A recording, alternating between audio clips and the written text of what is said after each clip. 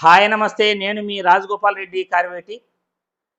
మొన్న హోంమంత్రి అనిత గారు అసెంబ్లీలో మాట్లాడుతూ తెలుగు భాష గురించి ప్రభుత్వ బడుల్లో చదివిన విద్యార్థులు ఎంతమంది ఐఏఎస్లు కాలేదు, ఎంతమంది ఐపీఎస్లు కాలేదు, ఎంతమంది ఉన్నత ఉద్యోగాలు సంపాదించలేదు అని ఆమె ప్రశ్నించడం జరుగుతోంది.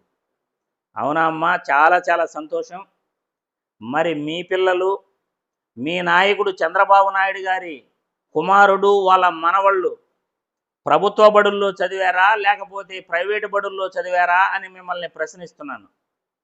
మీ ఉప ముఖ్యమంత్రి పవన్ కళ్యాణ్ గారి పిల్లల్ని ఎక్కడ చదివించాడు, మరి ప్రభుత్వ బడుల్లో ఎందుకు చదివించలేదు అని నేను మిమ్మల్ని ప్రశ్నిస్తున్నాను.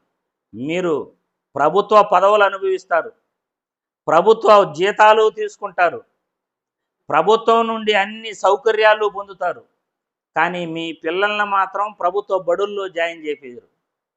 మీ పిల్లల్ని మాత్రం ఇంగ్లీష్ మీడియం జాయిన్ చేపిస్తారు, లేకపోతే విదేశాలలో చదివిస్తారు. కానీ పేదవాడికి మాత్రం ఇంగ్లీష్ మీడియం అక్కర్లేదు అని మీరు సూక్తి రత్నావళి వల్లిస్తారు. పేదవాడికి ఇంగ్లీష్ మీడియం అక్కర్లేదు, మీకు మాత్రం విదేశాలలో ఇంగ్లీష్ మీడియం చదవాలి, మీ పిల్లలు మాత్రం ప్రైవేటు బడుల్లో గొప్పగా చదువుకోవాలి. ప్రభుత్వ పదవులు అనుభవిస్తున్న ప్రభుత్వ ఉద్యోగులు కానీ, రాజకీయ నాయకులు కానీ ముందుగా ప్రభుత్వ బడుల్లో ఎందుకు మీ పిల్లలను చదివించట్లేదు కారణం ప్రజలందరికీ చెప్పాలి. ప్రభుత్వ బడుల్లో మీ పిల్లలను చదివించకపోతే మీ పిల్లలు ప్రభుత్వ బడుల్లో చదువుకోవడానికి వాళ్ళు ఇష్టపడకపోతే మీకు ప్రభుత్వ పదవులు ఎందుకు అని నేను మిమ్మల్ని ప్రశ్నిస్తున్నాను. మీ పిల్లలకు ప్రభుత్వ బడులు అక్కర్లేనప్పుడు, మీ పిల్లలను ప్రభుత్వ బడుల్లో జాయిన్ చేయించి చదివించినప్పుడు మీకు ప్రభుత్వ పదవులు అవసరమా అని నేను ఈ వీడియో ద్వారా మిమ్మల్ని ప్రశ్నిస్తున్నాను. సూక్తి రత్నావళి ఎంతమంది అయినా బోధిస్తారు. ప్రస్తుతం ప్రైవేటు పాఠశాలలు, ప్రైవేటు కళాశాలలతో కాంపిటీషన్, ప్రభుత్వ బడుల్లో ఆ విద్య దొరుకుతుందా? మరి దేశం మొత్తం, రాష్ట్రం మొత్తం ఒకే విద్యను ఎందుకు బోధించట్లేదు? ప్రభుత్వ బడుల్లో ఏ విద్య అయితే బోధిస్తారో అదే విధమైన విద్యను ప్రైవేటు బడుల్లో కూడా బోధించాలి. ఆ విధంగా ఉందా మన రాష్ట్రంలో కానీ, దేశంలో కానీ?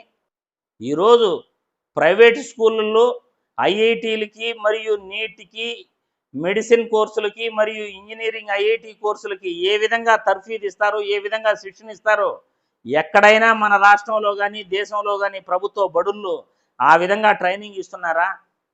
లక్షలు దారబోసి ప్రైవేటు స్కూల్లో చదివిన వాళ్ళు, ప్రైవేటు కాలేజీల్లో చదివిన వాళ్ళు, లక్షలు పెట్టి ట్రైనింగ్ తీసుకున్న వాళ్ళు ఈరోజు డాక్టర్లు కాగలుగుతున్నారు, ఇంజనీర్లు కాగలుగుతున్నారు.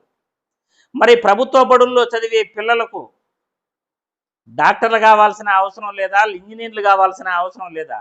అంటే మీతో పోటీ పడకూడదా?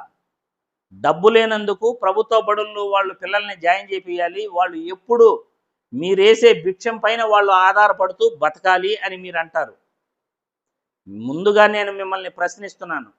ముందుగా మీకు దమ్ము, ధైర్యం ఉంటే ప్రభుత్వ ఉద్యోగాలు పొందుతున్న వాళ్ళు, ప్రభుత్వం దగ్గర నుండి జీతాలు పొందుతున్న వాళ్ళు ప్రతి ఒక్కరూ కూడా ప్రభుత్వ బడుల్లోనే వాళ్ళ పిల్లలను చదివించాలి అనే జీవో తీసుకురండి. ప్రభుత్వ పదవులు, ప్రభుత్వ ఉద్యోగాలు కావాల్సినప్పుడు ప్రభుత్వ బడుల్లో మీ పిల్లలను ఎందుకు జాయిన్ చేపిరు అని నేను ఈ వీడియో ద్వారా ప్రశ్నిస్తున్నాను.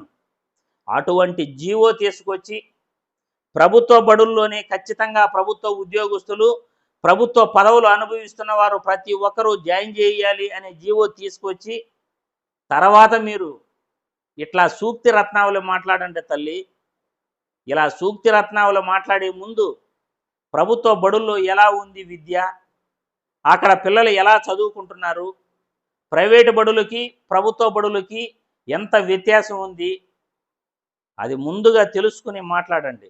అంతేగాని మాకు అనుభవించడానికి ప్రభుత్వ పదవులు కావాలి, మాకు అనుభవించడానికి హోంమంత్రి కావాలి, మాకు అనుభవించడానికి ఎమ్మెల్యే పదవి కావాలి, కానీ మా బిడ్డలను మాత్రం మేము ప్రైవేట్ స్కూల్లో జాయిన్ చేపిస్తాము, లేకపోతే ఫారిన్లో చదివిస్తాము అని అంటే ఇక్కడ ప్రజలు ఎవరూ కూడా ఒప్పుకోరు.